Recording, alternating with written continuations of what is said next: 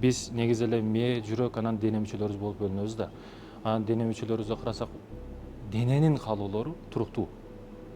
Дененин каалоолору бир чекитке барып токтойт, болду, андан арага бара албайт да. Негизи биздин каалообуздун бирөөсү болуп эсептеле турган бул жүрөк болуп эсептелет, до конца барат, аягына чейин барат. Бул эмне? Мисалы үчүн бирөөлөр окуйт, 100 китеп окушу мүмкүн, 10 китеп окушу мүмкүн, бирок ийгиликке жетпей калат. Демек, ийгиликке китеп окуган адам жетет деген дагы туура эмес экен. Бирөө өтө күчтүү акыл жактан кетет, бирок жашоодо эч бир нерсеге жетпей калат. Ошондуктан биз негизи багытыбызды карашыбыз керек турган нерсе бул туруктуулук экен. Күн сайын бир ишти кылышыбыз. Күн сайын Расул саллаллаху алейхи айтат го, күн сайын бир ишти кылгандыгың, туруктуу кылгандыгың бул эң жакшы дейт. Бир кылып калып, бир калып кетип, бул нерсе болбойт да. Ошондуктан күн сайын кыла турган нерсебиз бул негизги маселелерден болуп эсептелет.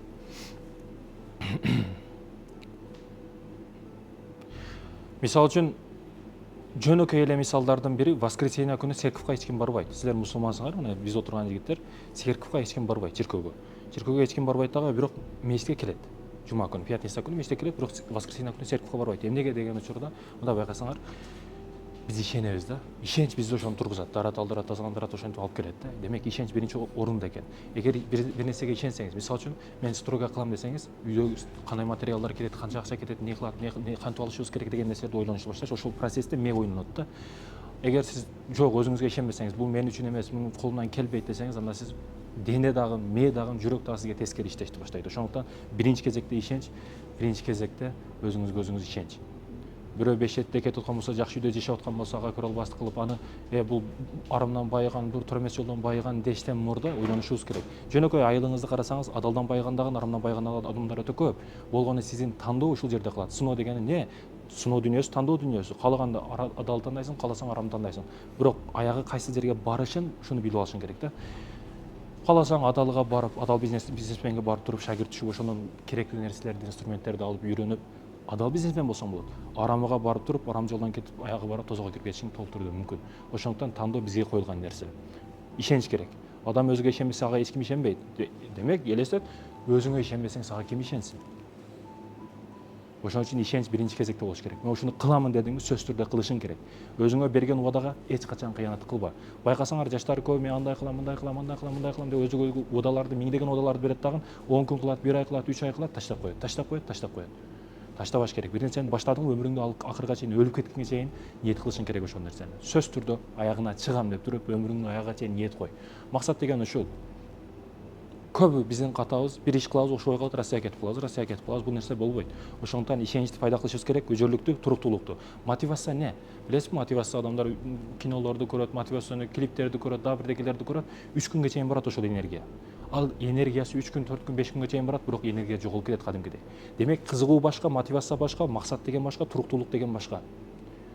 Эмне жеткизет сизди деген учурда туруктуулук гана жеткизет да. Кызыгасыз, кызыгуу кыйынчылык келгенде жоголуп кетет автоматтык түрдө. Эгерде сиз кызыгып бир нерсени канча жолу баштагансыз, ушул жашка келдиңиз, мисалы 20-25 келдиңиз, канча жолу баштадыңыз, таштап койдуңуз, канча жолу баштадыңыз, таштап койдуңуз. Эгер кызыгуу сизди ушул чекитке жеткизгенде максатыңызга, анда кызыгуу менен жетет элеңиз. Демек, кызыгуу дагы кыйынчылык келгенде жоголуп кетет экен. Ошо кыйынчылык келеби, жакшы күн келеби, жаман күн келеби, айырмасы жок. Бардык бетондон курулган дубалдарды тешип өтүшүбүз керек. Эмне менен? Туруктуулук менен гана. Туруктуулук менен гана аларды тешип өтөбүз. Алдыбызга коюлган бетон дубалдарды, тосуктарды бардыгын тешип өтүш үчүн туруктуулук гана керек экен. Башка эч нерсе эмес. Кызыгабыз, максат коебуз, бардыгына кыйынчылык келген учурда, жакыным өтүп калды, бул бизнес өлүп калды, ошобой калды деген учурда кызыгуу автоматтык түрдө жоголот. Эмне сизди сактап калат? Туруктуулук, дисциплина. Ушул нерселерди кылышыбыз керек. Ошондуктан жаштарга мен көп айтамын, нафсиңди тый, каалооңду тый. Өзүн тыя албаган адам эч качан өзүгө пайда бере албайт. Өзүңдү тыйбаган адам эч качан башка бирөөгө пайда дагы бере албайт. Ошондуктан өзүңдү тый, башканы чакыр. Жакшы бол, жакшы болуп, башканы жакшы жолго чакыр. Максатың бийик болсун дейм да.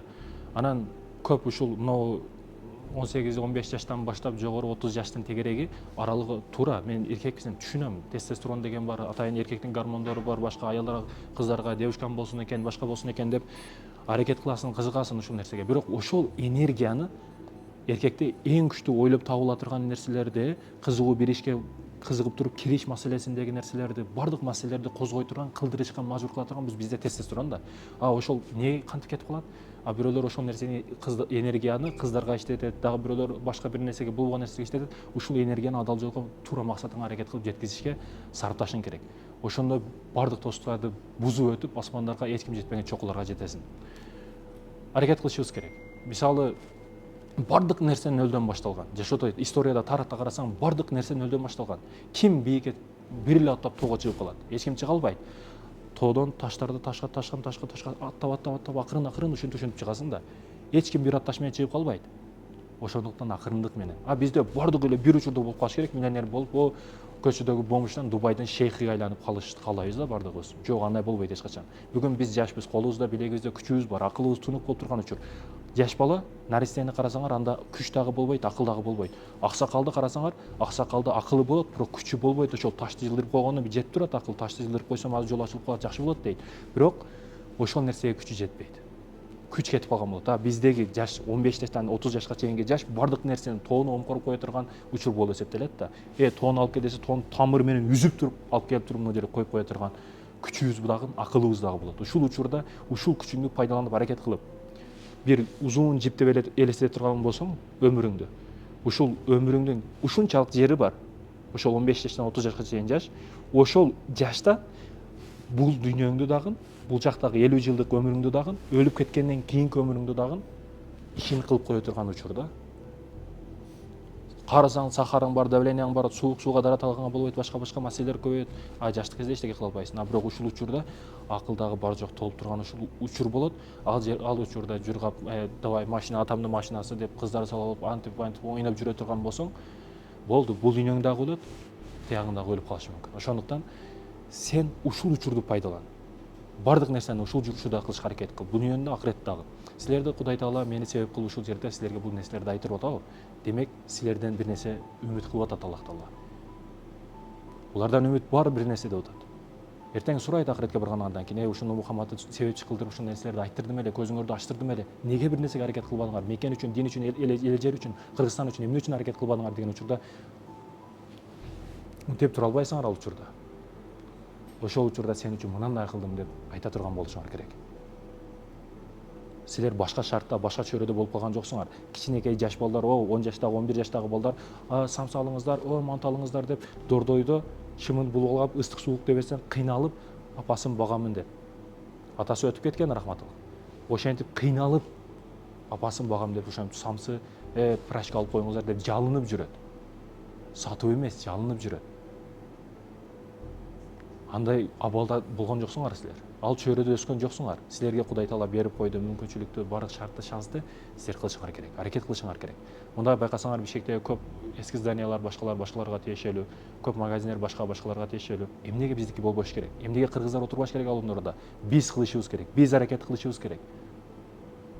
Ошондуктан да кадамыңды ойлоп бас, бардык дүйнөдөгү китептерди чогултуп келсең, бир эле сөздүн ичине камтылып кетет. Кадамыңды ойлоп бас. Бир эле кадам сени чечип коет, кайсы жерге барышыңды, өмүрүңдүн аягы кандай болушун. Өлүп кеткенден кийин, жакшы адам эле десе, демек бара турган жериң дайын. Кутулганыбызга шүгүр десе, анда бара турган жериң дагы дайын.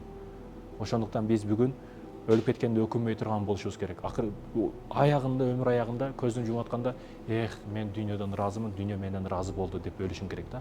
Акыркы чек сеники кандай болот? Азыр чалдар менен, аксакалдар менен, энелер менен мен өтө көп баарлашам, сүйлөшөм. Сүйлөшкөн учурумда көп айтат, Мухаммад дейт, мен өкүнөм. Эмнеге өкүнөсүз? Өкүнгөнүм дүйнөнү көрө албай калдым. Швейцария, Америка, Дубай, мен барышым керек эле, көрүшүм керек, көрө албай калды.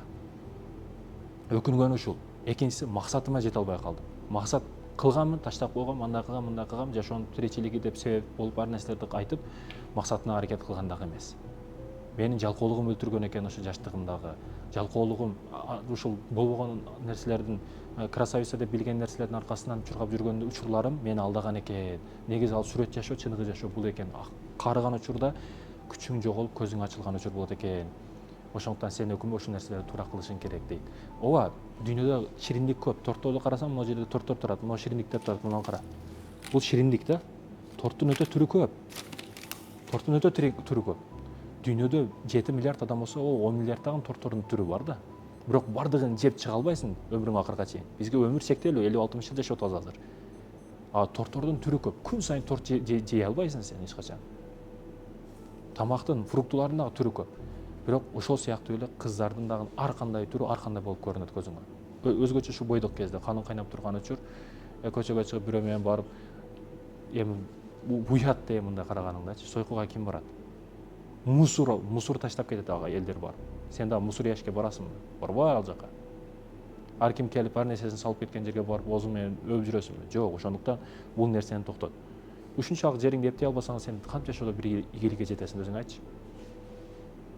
Ошондуктан негизги маселе не деген учурда окуйм десең, окуш учурунда университетке келдиң 5 жыл аралык окуш керек. Ата энең ал жерде кыйналып пешене тери менен уюн сатып, коюн сатып, сага акчаны жиберип атабы. Окуп тытып сал. Сен алдыңа эч ким өтпөсүн. Мындайча айтканда, жыртып сал, копул айтканда. Китептериң тытылып кетсин. Ушунчалык күчтүү оку. Иштеймин деп аракет кылып атасың, ишиңди майын чыгарып кой. Ооба, бизнеске киргенге чейин 5-6 ай иштегенге туура келет, бизнеске акча чогултуп алайын деп. Ошол учурда иштеп атасыңбы, эч кимди алдаба. Россияга барып иштеп атасыңбы? Чындап ак көңүл менен иштей турган болсоң, алдайм деген орус келет дагы кылган ишиңди карап туруп, кой бул наоборот 2 эсе бере турган акчаны бере турган адам турбайбы деп туруп, сага тескерисинче көбүрөөк акча берет. Сен алдайм деген адамдан уялып калат өзү. Ошондуктан сен кайсы учурда майын чыгарып, таза кылган учуруңда ишиңди. Мен баягы көз жаш деген маселесинде өтө каттуу иштейт элем. Цемент пескоблок чыгарат элек өтө каттуу жаштык кезде. Эң жашы мен эле 14-13 жашта.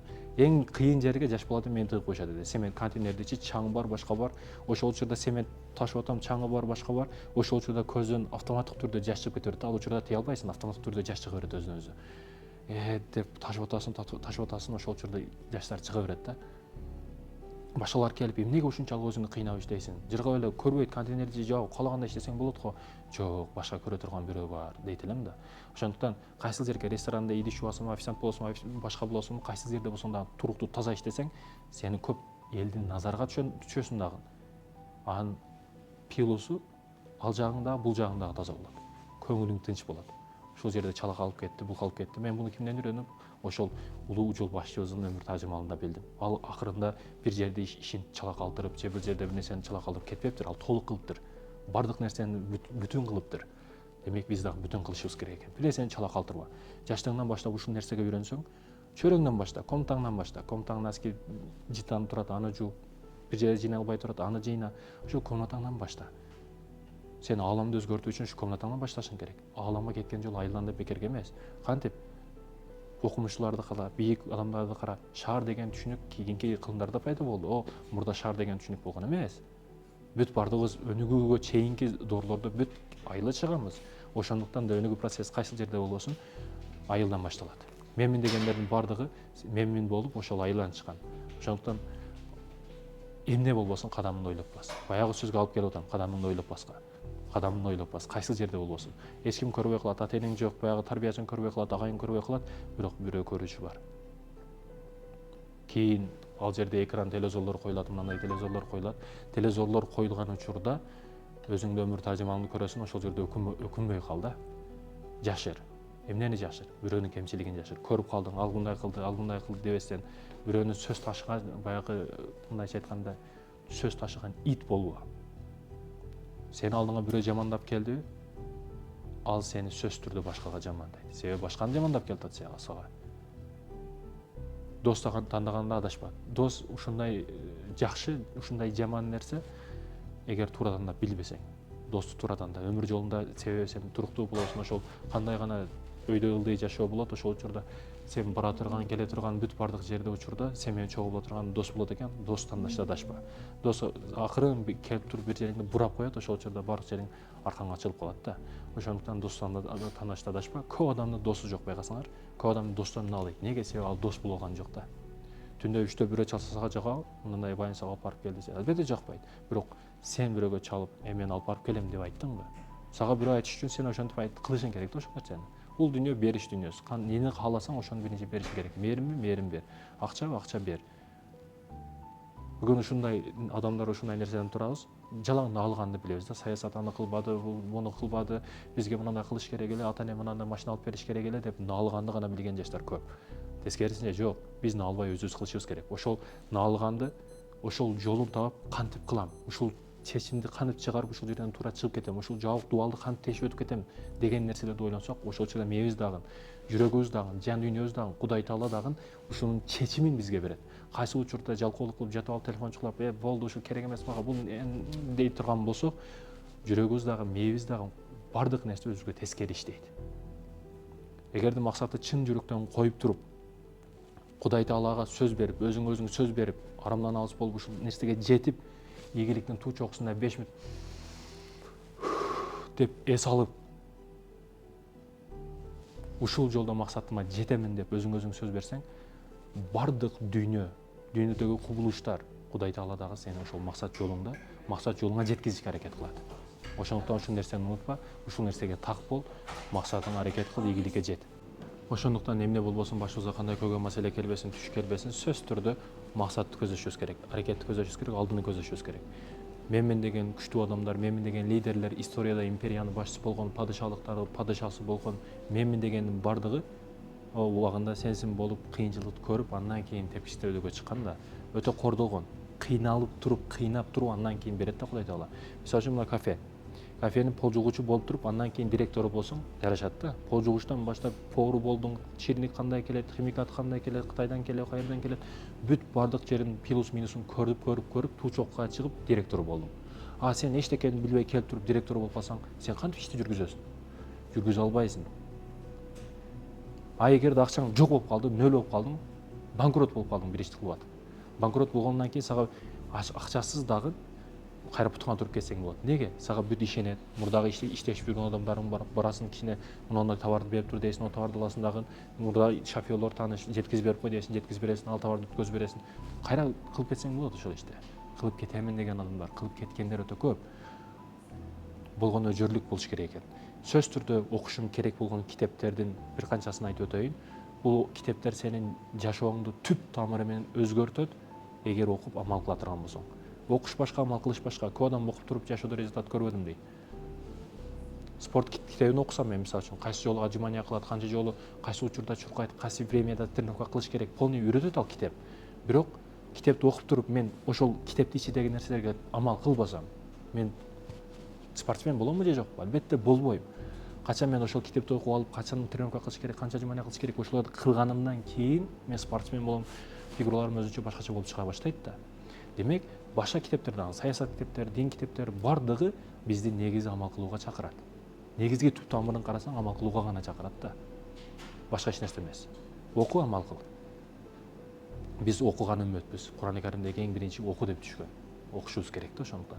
Биринчи сени ийгиликке жеткизип, бай кыла турган, ийгиликке жеткизе турган китептердин биринчиси бул Кур'ан-ы Карим. Сен айтышың мүмкүн, бул мажаз иманияда айтып атат, бул өзү дин башканы айтып атат. Жок. Бул кыйынчылыкка түшкөн учурда кыйынчылыктын кантип чечимдерин, бактылуу болуп кеткен учурда бакыттын чек арасынан чыгып кетпешти үйрөтөт. Бардыгын үйрөтөт. Мисалы дүйнөдөгү миллиардерлер бар, миллиардер актерлор бар, актрисалар бар, бардыгы чек арадан чыгып наркоман болуп кеткен, же ден соолуктан айрылган, же бирдеке айтор. Ошол чек арадан чыгып кетпештин дагы түшүп кетсең, түшүп кеткендин чек арасынан түшүп кетиштин дагы, түшүп кетпестиктин дагы даражасын үйрөтө турган. Бир мосттон өтсөң, андан жыгылбастан өтүп кетиштин жолун дагы бардыгын үйрөтө турган бул Кур'ан-ы Карим. Сен бир китепти окусаң, ал 100 жылдык, 50 жылдык өмүрдү окуйсуң. Ал жазуучу автор өзүнүн өмүрүн жазган болот. Ошол өзүнүн чөйрөсүндө окуялар жазган болушу мүмкүн. Бирок 50 кылымдан кийинки нерселерди жаза албайт. А Кур'ан-ы Каримде өлүп кеткенден кийин дагы, кийинки кылымдардан келе турган нерселер дагы, мурда сен төрөлгөндөн мурдагы болгон окуялар дагы, адам атадан окуялардан баштап бардыгы камтылган китеп бул Кур'ан-ы Карим. Муну сөзсүз түрдө окушуң керек. Сен имандуулукка, такыбалуулукка жөн эле жок деген аны окуп чыккан адам таза адам болот да. Таза адам болот. Бул Кур'ан-ы Карим биринчиси экен. Экинчиси ойлон байы. Ойлон жана байы. Ойлонуп туруп байы. Сен бирөөгө барып жөн эле ишчи болуп кал деген эмес. Биздин жаштарыбыз карасаңар Россияга барып акча жөнөтүп атат. Сен бирөөгө бир нерсе берсең, андан кийин акча берет да. Туурабы? Бир товарыңды бересиң, акча берет. Алар эч нерсе бербестен туруп бизге акча жөнөтүп атат. Жөнөтүп атат да Кыргызстанга. Эмнени берип атат десаңарбы? Ден соолугун берип атат. Жаштыгын берип атат, өмүрүн берип атат. Учурунда акчаны салып алып, башка нерселерди кылып алып, кийимдерди чогултуп алып, ден соолук менен Россияга иштегени, акча тапканы кеттик. Ден соолук менен чогуу элек, акча тапканы кеттик. Бирок кайра келдик, ден соолук жок.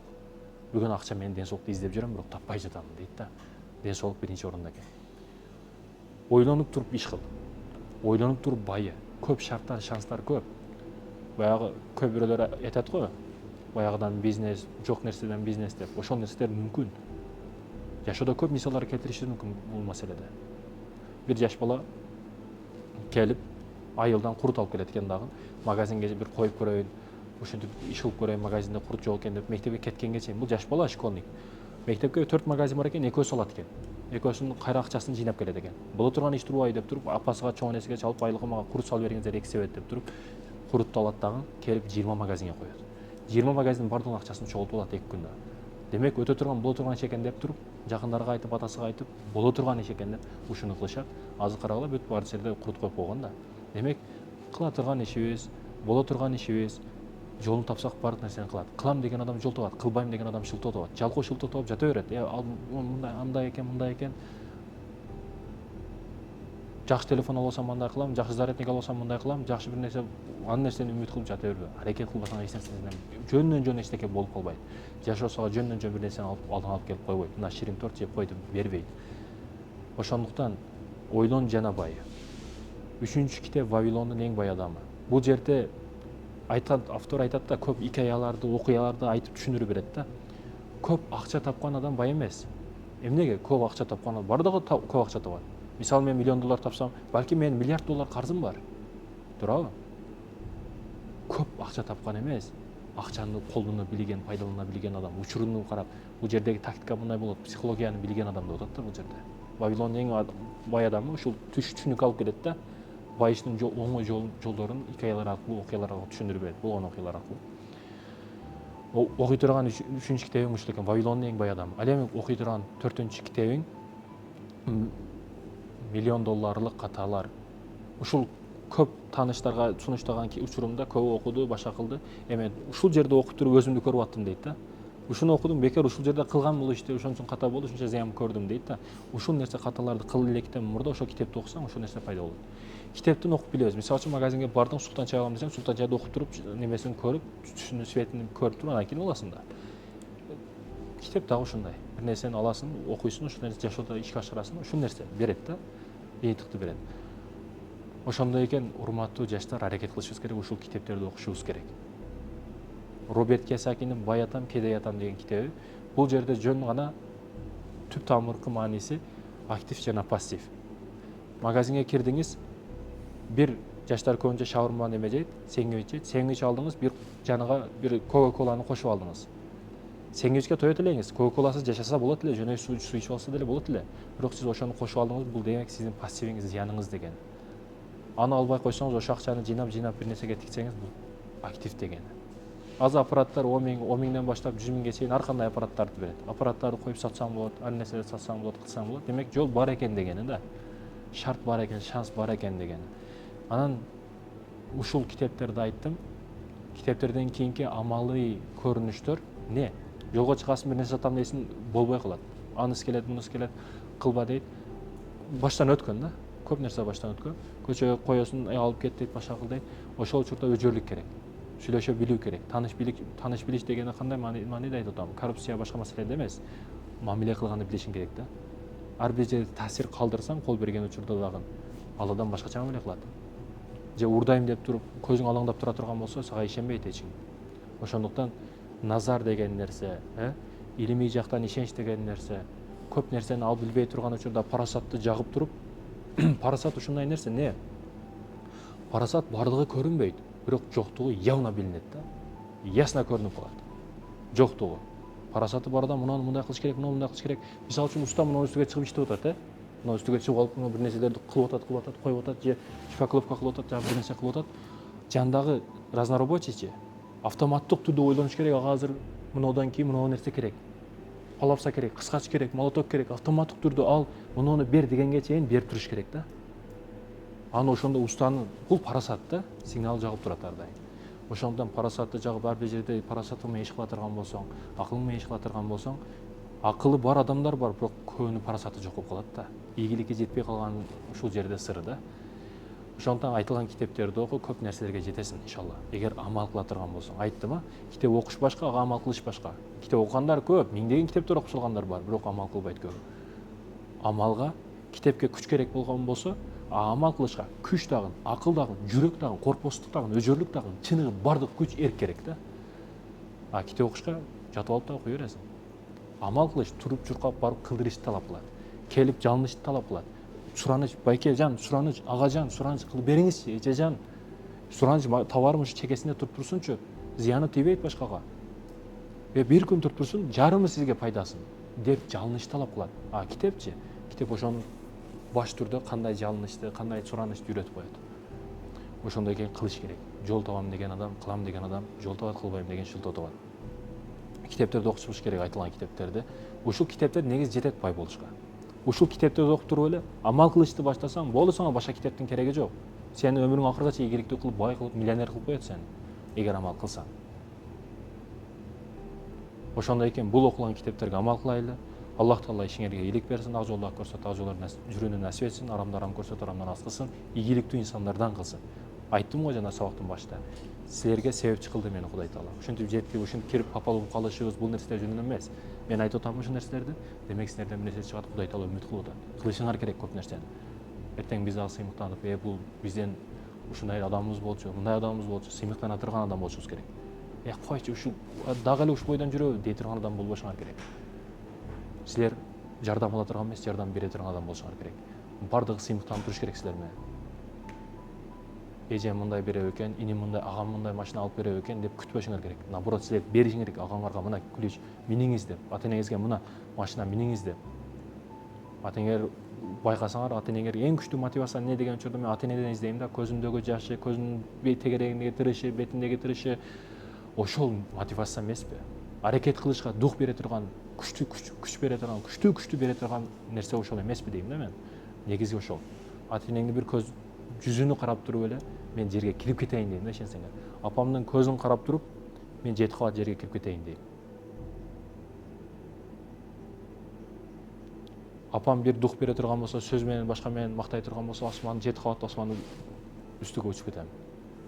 Ошондуктан ата энеге карап туруп эле иш кылгыла.